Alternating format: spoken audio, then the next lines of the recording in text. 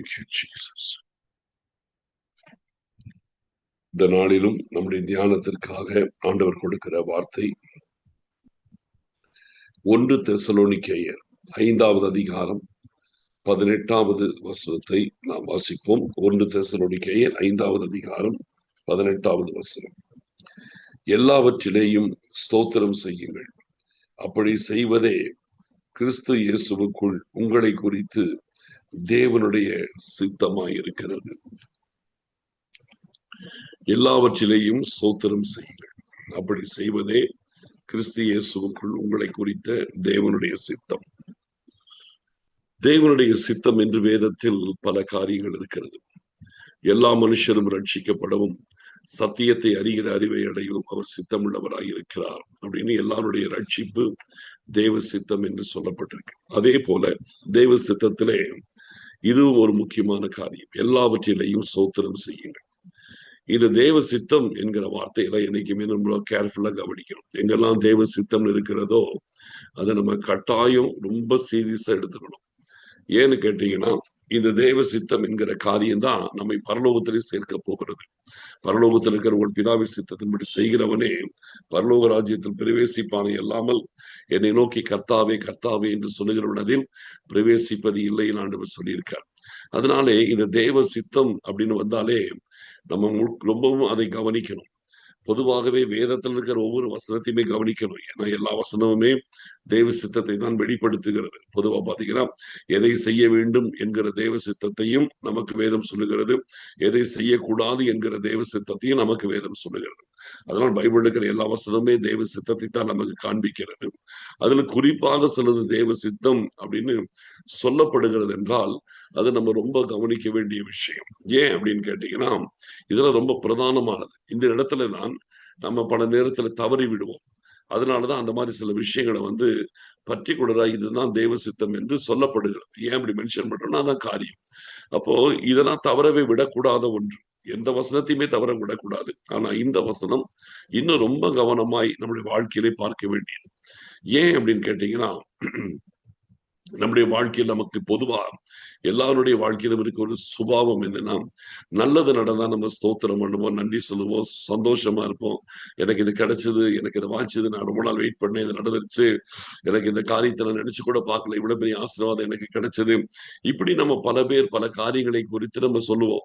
இதெல்லாம் நான் நினைச்சு பார்க்காத மேன்மையா இருக்குது, இப்படி எல்லாம் என் வாழ்க்கை நடக்கும் நான் நினைச்சு கூட பார்க்கல, ஆண்டவர் எவ்வளவு நல்லவர் அப்படிலாம் சொல்லி சொல்லி நம்ம ரொம்ப சந்தோஷப்பட்டுக்குவோம், சாட்சி சொல்லுவோம், எல்லாம் பண்ணிட்டு இருப்போம். ஆனால் அதே நேரத்திலே சில விஷயங்கள் பாத்தீங்கன்னா, நமக்கு நாம் அப்படி பெருசா நம்ம சந்தோஷப்படுற மாதிரி இருக்காது. ஒரு ரொட்டீன் நிகழ்வா இருக்கும் இல்லையா? ரொட்டீனான நிகழ்வா இருக்கும். அது பாட்டுக்கு காலையில் எழுந்திரிப்போம், சாப்பிடுவோம், வேலைக்கு போவோம், வந்தோம், போனோம், தூங்கணும், இப்படி ஒரு மாதிரி ரொட்டீனா போயிட்டு இருக்கும். அந்த நாள்ல உங்களுக்கு பெருசா சொல்லி ஸ்தோத்திரம் பண்ற மாதிரி எதுவுமே நடந்திருக்காது. சரிங்களா? இது மொத்தம் மூணு விஷயம் இதுல இருக்கு. ஒண்ணு, நினைச்சதுக்கு நேரம் பிரமிக்கிற மாதிரி சில விஷயங்கள் நடக்கிறது, அது ஒண்ணு இருக்குது. அது அதுக்கு நம்ம ஆட்டோமேட்டிக்கா ஸ்தோத்திரம் பண்ணிடுவோம். அதுக்கு நம்ம யாரும் ஸ்தோத்திரம் பண்ண சொல்ல வேண்டிய அவசியமே இல்லாத பாட்டுக்கு சொல்லிடுவோம். ஆனால் சில நாள்ல பாத்தீங்கன்னா எதுவுமே உங்களுக்கு ஸ்பெஷலா சொல்ற மாதிரி இருக்காது. ஏதோ ரொட்டீன் லைஃப், காலையில் எழுந்ததுல இருந்து சாயங்காலம் படுத்து இருக்கிற வரைக்கும், தூங்குற வரைக்கும் ரொட்டீன் லைஃப். வழக்கம் போல என்னென்ன நடக்கணுமோ வழக்கம் போல அதான் நடந்துச்சு. இன்னைக்கு பெருசா ஒண்ணு நம்ம சொல்லிக்கிற மாதிரி ஒண்ணுமே இருக்காது. அந்த மாதிரி சில நாள் இருக்கும். அது ஒரு வகை. மூணாவது இன்னொன்னு இருக்குது. நம்மை வேதனைகள் சூழ்ந்து கொள்ளுகிற சம்பவங்கள் நம்முடைய வாழ்க்கையில சிலதெல்லாம் வரும். நம்முடைய இருதயத்தை வேதனைப்படுத்துகிற காரியங்கள், மனசு கஷ்டப்படுத்துற மாதிரி விஷயங்கள், நம்முடைய சமாதானத்தை கெடுக்கக்கூடிய காரியங்கள், இப்படிப்பட்ட சில விஷயங்கள் சம்பவிக்கிற நாட்கள் சிலருக்கு வரும். அப்போ இது போல இந்த 3 விதத்துலதான் நம்ம லைஃப் போகும். ஒரு நாள் நம்ம நினைச்சதை விட ஹாப்பியா இருப்போம், ஒரு நாள் ரொம்ப நார்மலா இருப்போம், மூணாவது இன்னொரு நாள் பாத்தீங்கன்னா நம்ம நினைச்சதை விட இன்னும் நமக்கு பாதிப்பை உண்டு பண்ண சம்பவங்கள், நம்மளை வேதனைப்படுத்துகிற காரியங்கள், மனசை கஷ்டப்படுத்துகிற விஷயங்கள், இது போல நமக்கு சில சம்பவங்கள் நம்ம லைஃப்ல நடக்கும். அப்போ இந்த 3 விதமான நாட்கள் வந்தாலும் சரி, 3 விதத்திலே ஒரு விதத்துல நம்முடைய நாள் போகும். அப்படி எந்த விதத்திலே போனாலும் சரி, நம்முடைய மனநிலைமை என்னைக்குமே ஒரே மாதிரி தான் இருக்கணும். நம்ம நினைச்சதெல்லாம் நடந்தது, கேட்டதெல்லாம் கிடைச்சு, நினைச்சதுக்கு மேல ஏதாவது அதிசயமான காரியம் நடந்து, இதெல்லாம் கற்பனை கூட பண்ணி பார்க்கல, இப்படி எல்லாம் எனக்கு நடக்குதே அப்படின்னு நம்ம அப்படியே சந்தோஷப்பட்டு கடிகூர்ந்து நம்முடைய நிலைமையை தடுமாறியும் போயிடக்கூடாது. அப்படியே தலகால் புரியாம போறோம்னு சொல்லுவான் பாருங்க. அந்த மாதிரி எந்த ஒண்ணுமே புரியாம கர்த்தர் இப்படி பண்ணிட்டார் அப்படி பண்ணிட்டாருன்னு ஒரேடியா நம்ம எக்ஸைட் ஆயிட்டு நம்ம பாட்டுக்கு நம்முடைய காரியத்தில் நிலை தடுமாறிட்டு போயிடவும் கூடாது. அதே நேரத்துல சாதாரண ஒரு நாள் போகுது, வழக்கம் போல போகுது. அப்ப இதை நினைச்சு சலிச்சுக்கவும் கூடாது. என்ன வாழ்க்கை, என்னமோ நடக்குது, என்னமோ எழுந்திருக்கிறோம், என்னமோ தூங்குறோம், என்னமோ வேலை செய்யறோம், என்னமோ போறோம் வரோம் அப்படின்ட்டு வாழ்க்கையை நீங்கள் வெறுத்து சலித்து கொள்ளவும் கூடாது. ரொட்டீன் லைஃப் வச்சு நீங்க சலித்து கொள்ளவும் கூடாது. அப்படி இருக்கக்கூடாது, அதுவும் தப்பு. அதே போல 3வது வாழ்க்கை, உங்கள் வாழ்க்கையில ஒரு பிரச்சனை வேதனை உங்களை சூழ்ந்து கொள்ளும் பொழுது ஆண்டவரை முறுமுறுக்கிறதோ, என்ன ஆண்டவர் என்னை கைவிட்டார், என்ன ஏன் ஆண்டவர் எனக்கு இதை செய்யல அப்படின்னு ஆண்டவரை கேள்வி கேட்கிறதும் முறுமுறுக்கிறதுமான தன்மைகளும் சுபாவங்களும் நம்முடைய வாழ்க்கையிலே அதுவும் வரக்கூடாது. வேதனையான பாதைகள் சிலது வந்துருச்சுன்னா உடனே ஆண்டவரை கேள்வி கேட்கிறதும் ஆண்டவரை முறுமுறுக்கிறதும் சில விஷயத்திலே ஆண்டவருடைய இருதயத்தை நோகடிக்கிற மாதிரி சில காரியத்தை யோசிக்கிறதும் பேசுறதும் இது போல காரியங்களில் ஈடுபடவும் கூடாது. ஆண்டவர் நமக்கு வச்சிருக்கிற காரியம் ஒரே லைஃப் லீட் பண்ணணும், ஒரே மாதிரி லைஃப். உங்கள் வாழ்க்கையிலே எப்படி வேணாலும் மாற்றங்கள் ஒவ்வொரு நாளிலும் வரும். ஆனால் உங்களுடைய லைஃப் ஸ்டைல் மாறக்கூடாது. அதாவது என்ன சொல்ல வரேன்னா, உங்களுடைய சூழ்நிலைகளால் நீங்கள் நடத்தப்படக்கூடாது.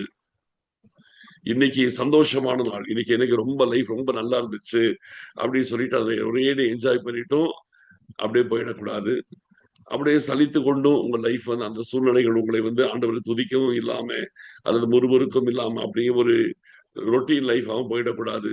அல்லது முறுமுறுப்புகளோடு வேதனையோடு கசப்போடு எரிச்சலோடு அப்படியே உங்களை தனிமைப்படுத்தி கொண்டு அந்த மாதிரி ஒரு லைஃப் கூட நீங்க போய் மாட்டிக்கொள்ளக்கூடாது. சூழ்நிலைகள் நமக்கு எப்படி வேணாலும் இருக்கும், சூழ்நிலைகள் மாறும். நீங்கள் கிறிஸ்துவுக்குள் இருந்தாலும் உங்களுக்கு சூழ்நிலைகள் சில நேரத்துல மாறும். கிறிஸ்துவுக்குள் இல்லாதவர்களுக்கும் சூழ்நிலைகள் வாழ்க்கையில மாறும். சில நேரத்துல நம்ம நினைப்பாங்க, நிறைய பேர் மத்தவங்களுடைய வாழ்க்கை கம்பேர் பண்ணி பார்ப்பாங்க. சரி, நான் ஆண்டவரை பின்பற்றுகிறேன், ஆனா எனக்கு ஆண்டவர் இதை செய்யல. ஆனா இவங்க எல்லாம் ஒண்ணுமே கர்த்தரை பின்பற்றாமல் இருந்தாங்க, இவங்களுக்கெல்லாம் எவ்வளவு ஆசீர்வாதம் கிடைச்சிருக்கு, இவங்களுக்கெல்லாம் எவ்வளவு மேன்மை கிடைச்சிருக்குது, இவங்களுக்கெல்லாம் எவ்வளவு மகிமை கிடைச்சிருக்கு, இவங்களுக்கெல்லாம் எவ்வளவு ஒரு புகழ்ச்சியான சூழ்நிலை உண்டாயிருக்கிறது, எனக்கு ஒண்ணுமே அப்படின்னு பெருசா நடக்கலையே என்று சொல்லி மத்தவங்களோடு உங்கள் வாழ்க்கை கம்பேர் பண்ணிட்டு அதை நினைச்சு நீங்க சோர்ந்து போகவும் செய்யக்கூடாது. அப்ப நம்ம வாழ்க்கையிலே எது நடந்தாலும் நம்முடைய சூழ்நிலைகளால் நாம் அசைக்கப்படாதபடி நாம் எப்பொழுதுமே மனரமியமாய் ஆண்டவரை ஸ்தோத்தரிக்கிறவர்களாய் நம்ம இருக்கணும். அதான் முக்கியம். சூழ்நிலைகளால் நாம் நடத்தப்படக்கூடாது, ஆண்டவரால் நாம் நேரடியாய் நடத்தப்படணும். சூழ்நிலைகள் நம்மை சந்தோஷப்படுத்தவோ துக்கப்படுத்தவோ கூடாது. ஆண்டவருடைய பிரசன்னத்தினாலே நாம் எப்பொழுதும் மனமகிழ்ச்சியாய் கர்த்தரை ஸ்தோத்தரிக்கிற இருதயத்தோடு எல்லா நாளும் நமக்கு செலவிடணும். எல்லா நாளுமே நமக்கு ஒரே மாதிரி இருக்கணும். ஏன் இப்ப இது எப்படி முடியும் அப்படின்னு நீங்க கேட்கலாம். ஏன் நமக்கு பிரச்சனை வந்தா எப்படி சோத்தரிக்கிறது, போராட்டம் இருந்தா எப்படி சோத்தரிக்கிறது, அல்லது ஒரு லைஃப்ல ஒண்ணுமே சொல்ற மாதிரி பெருசா ஒண்ணு நடக்கல, என்னத்தை சோத்திரம் பண்றதா ஒண்ணுமே சொல்றதுக்கு இல்லையே, இதுல என்ன சோத்திரம் பண்றது அப்படின்னு சொல்லிட்டு நம்ம நினைக்க கூடாது. அதாவது ஸ்தோத்திரம் பண்றதுக்கு உங்களுக்கு ஒரு நல்லது நடந்தாதான் ஸ்தோத்திரம் பண்ணணும், அதை தான் குறிப்பா நீங்க எடுக்கக்கூடாது. ரொட்டீன் லைஃப்ல நம்ம இன்னைக்கு நிர்மூலம் ஆகாமல் இருக்கிறோம் என்றாலே அது ஆண்டவருடைய கிருபை இல்லையா? இன்னைக்கு ஆண்டவர் என் கூட இருக்கிறார்னா அதுவே எவ்வளவு பெரிய ஒரு கிருபை. என் ஆண்டவர் என்னை பாதுகாக்கிறார், என்னை விசாரிக்கிறார், என்னை நடத்துகிறார், எல்லாமே ஆண்டவருடைய கிருபை. அப்போ நம்ம வாழ்க்கையில ஒண்ணு புரிந்து கொள்ளணும், என் வாழ்க்கையில எல்லாமே கர்த்தர் நன்மைக்கு எதுவாதான் செய்யறாரே தவிர எதுவுமே என்னுடைய வாழ்க்கையில தீமைக்கு எதுவாய் நடக்கிறது கிடையாது. கடந்த ஞாயிற்றுக்கிழமை நம்ம தியானிச்சோம், எல்லாவற்றிலையும் சோத்திரம் செய்யுங்கள், இப்படி செய்வதே இது. இன்னைக்கு நம்ம பார்க்கிறோம், நம்முடைய கடந்த ஞாயிற்றுக்கிழமை பார்க்கும்போது கர்த்தர் சகலத்தையும் நன்மைக்கு எதுவாய் செய்கிறார் என்பதை நம்ம பார்த்தோம் இல்லையா? அன்றையும் அவருடைய தீர்மானத்தின்படி அழைக்கப்பட்டு கர்த்தரிடத்தில் அன்பு கூறுகிறவர்களுக்கு சகலமும் நன்மைக்கு எதுவாய் நடக்கிறது. அப்ப நம்ம லைஃப்ல சிலது தீமையானது போல உங்களுக்கு காணப்படுமானால் அதுவும் நன்மைக்கு எதுவாகத்தான் இருக்கிறது. ஒருவேளை இன்னைக்கு சரியா உங்களுக்கு புரியலன்னா கடந்த Sunday, last Sunday service message கேட்காம இருந்தீங்கன்னா கண்டிப்பா கேளுங்க. அது உங்கள் உள்ளத்தின் காயங்களை ஆற்றும், உங்கள் கேள்விகளுக்கு கண்டிப்பா பதில் சொல்லும். நிறைய பேர் அதில் ஆசீர்வதிக்கப்பட்டிருக்கிறாங்க. அதுல ஒண்ணு சொல்ல வர என்னன்னு கேட்டீங்கன்னா, உங்க வாழ்க்கையில நடக்கிறதான கசப்பான அனுபவங்கள் இல்லையா, பிரச்சனையான வேதனையான சூழ்நிலைகள், இதெல்லாம் உங்களை கட்டி எழுப்பும், உங்களை உருவாக்கும். நம்ம ஒரே ஹாப்பியா நமக்கு காரியங்கள் போயிட்டு இருந்தா நம்ம சீக்கிரம் ஆண்டவர் விட்டு விலகி போயிடுவோம். சில கசப்பான சூழ்நிலைகள், வேதனையான சூழ்நிலைகள், நிந்தனைகள், அவமானங்கள், கைவிடப்படுதல், புறக்கணிக்கப்படுதல், குறைவுகள், இப்படி ஏதோ வரும். சிலது எல்லாருக்குமே நடக்கும், நமக்கு மட்டும் நடக்காது. இது போல எத்தனையோ விஷயங்கள் நம்ம லைஃப்ல நம்முடைய மனதை காயப்படுத்துகிறதும், வேதனைப்படுத்துகிறதும், கஷ்டப்பட வைக்கிறதுமான சம்பவங்கள் நம்மளை சுத்தி நடந்துகிட்டு தான் இருக்கும். நம்ம அதெல்லாம் நினைச்சு அப்படியே நம்ம சோர்ந்து போயிடக்கூடாது. ஏன்னா நம்முடைய வாழ்க்கையில் நடக்கிற சில விஷயங்கள் நம்மளை என்ன செய்யுது, ஆவிக்குரிய பிரகாரமாய் நம்மை கட்டி எழும். எல்லா மனுஷனும் நம்மை கைவிடும் பொழுது ஆண்டவன் நம்மை உயர்த்துகிறதை நம்மால் உணர முடியும். அதெல்லாம் இருக்குது. ஏன்னா எப்பவுமே ஆண்டவர் நம்ம லைஃப்ல எல்லாத்தையுமே பிளான் பண்ணி நமக்கு செய்யறார். திட்டமிட்டு தெளிவா நம்மை நடத்துறார். தாவீதுடைய வாழ்க்கையிலே எல்லாரும் அவனை அற்பமாய் நினைச்சு ஒருத்தர் அவனை ஏற்றுக்கொண்டாத பொழுது ஆண்டவர் மாத்திரம் அவனை ஏற்றுக்கொண்டு கர்த்தருடைய ராஜாவாக்குறதை அவன் லைஃப் லாங் நினைச்சிருந்தான். ஆடுகளின் பின்னே அலைந்து கொண்டிருந்த என்னை கர்த்தர் தம்முடைய ஜனத்தினை ராஜாவாக்கினாரே, அதிபதியா ஏற்படுத்தினாரே. அந்த மைண்ட் பாருங்க, அப்பதான் வந்துச்சு. அப்ப அவனுடைய வாழ்க்கை அந்த பாதை, நெருக்கடியின் பாதை, ஒதுக்கப்பட்ட பாதையில வரும்போதுதான் அதை உணர முடியும். எல்லாமே நமக்கு சமூகமா, எல்லாமே நமக்கு நினைச்சபடி நடந்து, எல்லாமே கேட்டபடி கிடைச்சபடி இருந்ததுன்னா ஆண்டவருடைய அன்பையும் அவருடைய இரக்கத்தையும் அவர் நம்மை கை தூக்கி விடுகிறதையும் நம்மால் உணரவே முடியாது. ஆண்டவர் எல்லாத்தையுமே நமக்கு கொடுத்து வச்சிருந்தேன்னா நமக்கு அவர் நம்மோடு கூட இருக்கிறதையும் நமக்கு கிரியை செய்கிறது நம்மளால் உணரவே முடியாது. ஒட்டுமொத்த மேல கொடுத்துட்டான்னா நமக்கு ஒண்ணுமே தெரியாது.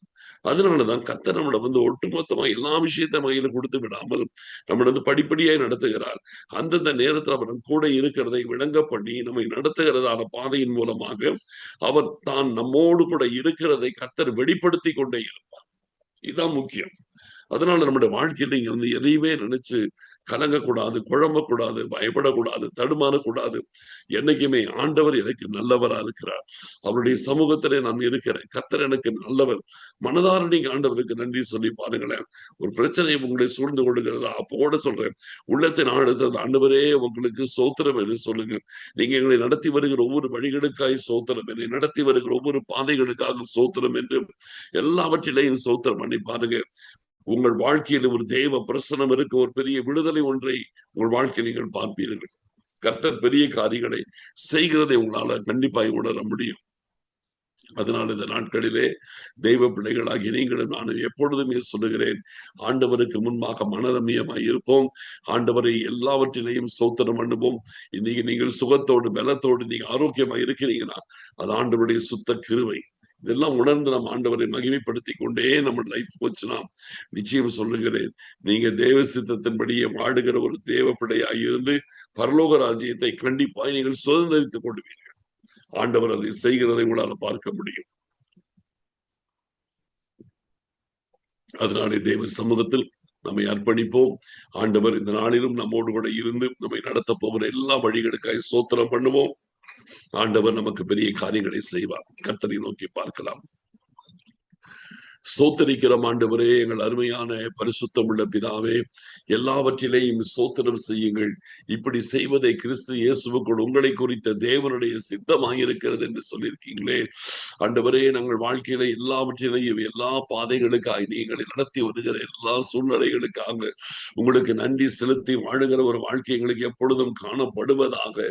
தேவனே, சந்தோஷத்தையே நாங்கள் எதிர்பார்த்து எங்கள் வாழ்க்கை நடத்தக்கூடாது அப்பா.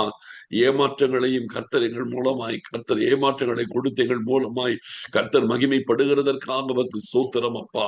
சில நேரத்திலே சில காரியங்கள் எங்களுக்கு நடக்காமல் போனாலும் அதை நன்மைக்கு ஏதுவாகவே நீங்க செய்கிறீங்க என்பதை நாங்கள் உணர்ந்து உம்மை துதிக்கிறவர்களாய் இருக்க கர்த்தர் கிருபை செய்வதற்காக ஸ்தோத்திரம். ஆண்டவரே, நீங்க எங்களை நடத்துகிற எல்லா வழிகளுக்காய் ஸ்தோத்தரிக்கிறோம். எங்களை நடத்தி வருகிற எல்லா பாதைகளுக்காக உமக்கு ஸ்தோத்திரம் அப்பா. தேவரே, நம்முடைய சமூகம் எங்களோடு கூட எல்லாவற்றிலையும் கூட இருந்து அதிசயமா எங்களை நடத்துகிறதற்காக உமக்கு ஸ்தோத்திரம் அப்பா. தாழ்த்தி அர்ப்பணிக்கிறோம், மகிமைப்படுகிற ஆண்டவரே ஸ்தோத்தரிக்கிறோம், ஸ்தோத்தரிக்கிறோம், ஸ்தோத்தரிக்கிறோம், ஸ்தோத்தரிக்கிறோம் அப்பா. உமக்கு ஸ்தோத்திரம், துதிகன மகிமை யாவற்றை நாங்கள் உமக்கு செலுத்துகிறோம். இயேசு கிறிஸ்துவின் மூலம் ஜெபிக்கிறோம் நல்ல பிதாவே, ஆமென்.